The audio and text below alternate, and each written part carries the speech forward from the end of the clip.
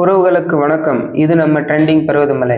எல்லாரும் பார்த்தீங்கன்னா விண்டோஸ் 11 லேப்டாப்பில் வந்து டிஸ்பிளே க்ளோஸ் பண்ணும்போது லேப்டாப் வந்து எப்படி ஷட் டவுன் ஆகணும், டிஸ்பிளே க்ளோஸ் பண்ணும்போது லேப்டாப் எப்படி ஸ்லீப் மோடில் வேணும், டிஸ்பிளே க்ளோஸ் பண்ணும்போது எப்படி லேப்டாப் ஷட் டவுன் ஆகாமல் ஸ்லீப் மோட் ஆகாமல் எப்படி இருக்குதோ அதேமாரி இருக்கணும். இந்த 3 செட்டிங் பற்றி தான் நம்ம பார்க்க போகிறோம். முதல்ல உங்கள் லேப்டாப் ஓப்பன் பண்ணிங்க, செட்டிங்ஸ் போயிடுங்க, விண்டோஸ் கீயை ப்ரெஸ் பண்ணிங்க.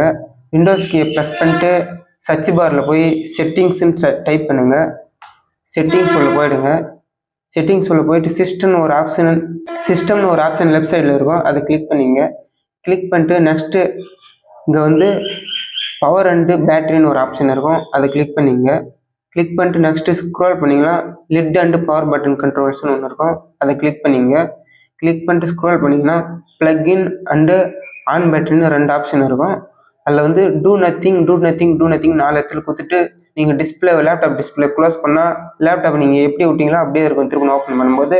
நெக்ஸ்ட்டு பார்த்தீங்கன்னா உங்கள் லேப்டாப் க்ளோஸ் பண்ணும்போதே ஸ்லீப் மோடில் ஆகணும்னா 4 ஆப்ஷனையும் ஸ்லீப் மோடில் போட்டு லேப்டாப் டிஸ்பிளே க்ளோஸ் பண்ணும்போது திரும்ப ஓப்பன் பண்ணிங்கன்னா அது வந்து ஸ்லீப் மோடில் இருக்கும். நெக்ஸ்ட்டு உங்கள் லேப்டாப் டிஸ்பிளே க்ளோஸ் பண்ணும்போதே ஷட் டவுன் ஆகணும்னா 4 ஆப்ஷன்லையும் ஷட் டவுன் பார்த்தீங்கன்னா டிஸ்பிளே க்ளோஸ் பண்ணும்போதே ஷட் டவுன் ஆகிடும்.